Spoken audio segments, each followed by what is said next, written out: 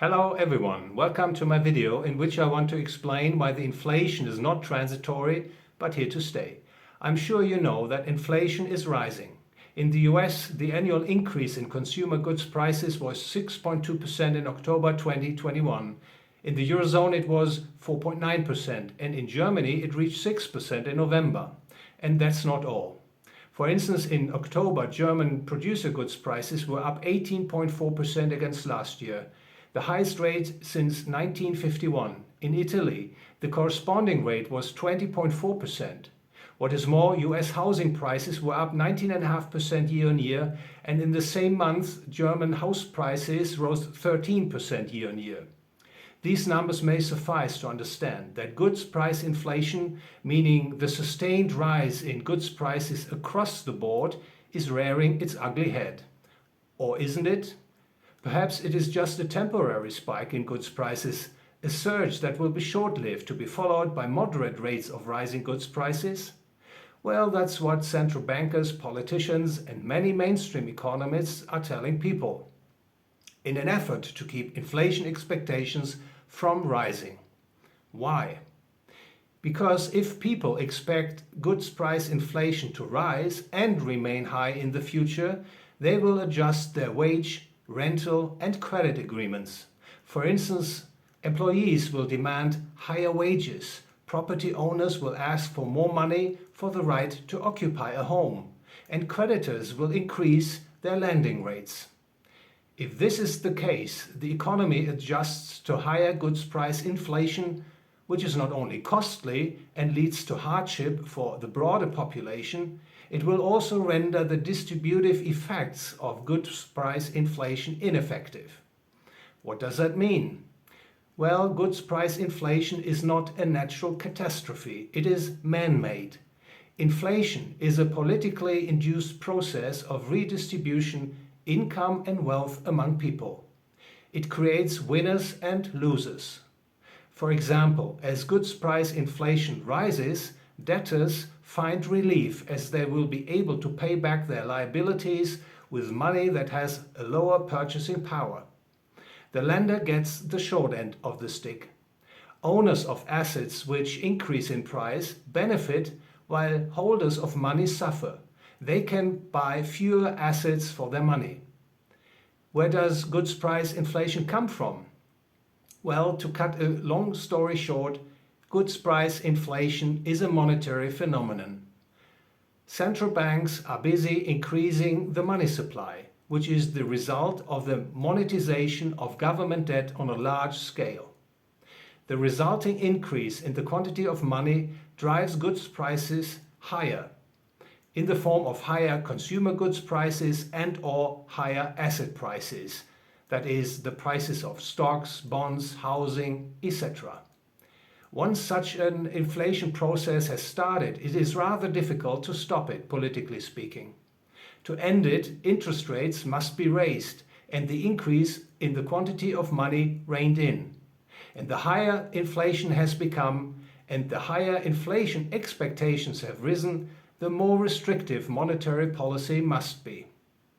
Unfortunately, central banks shy away from abandoning their inflationary policy course, fearing that stepping on the brakes would plunge economies into recession, crash financial markets, bankrupt states and commercial banks. Meanwhile, however, US Federal Reserve Chairman Jerome Powell suggested that policymakers discuss accelerating the current tapering timetable in December, which would open the door for earlier interest rate hikes. But there is no desire to change the policy stance immediately. What seems to be intended is that people expect the Fed to do something about the inflation at some point in the future and that this will suffice to keep them sitting still. However, goods price inflation is likely to remain high, is likely to edge higher in the coming years. The reason is that central banks have increased the quantity of money. For instance, the Fed has increased the money stock M2 by around 40% since the end of 2019. The European Central Bank has increased the money stock M3 by 18%.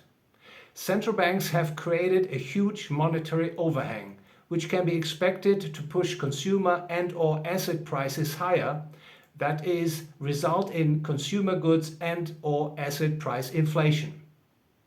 And as the money supply continues to expand at elevated rates, goods price inflation will likely remain high in the years to come, and that people will get used to it, as they have become used to extremely low market interest rates. This outlook seems to make sense in light of Mr. Powell saying it's probably a good time to retire the word transitory. In other words, the inflation is not temporary, but here to stay.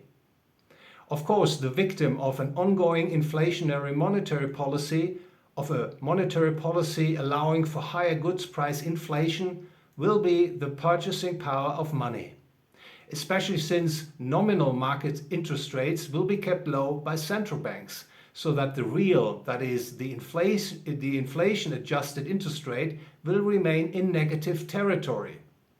The level of indebtedness has simply become too high for interest rates to return into positive territory. In such a regime of a so-called financial repression, stocks of certain companies and other real assets are attractive from an investment point of view, including physical gold and silver as a viable option to escape the inflation tax on money. The exchange value of these precious metals cannot be debased by monetary policy.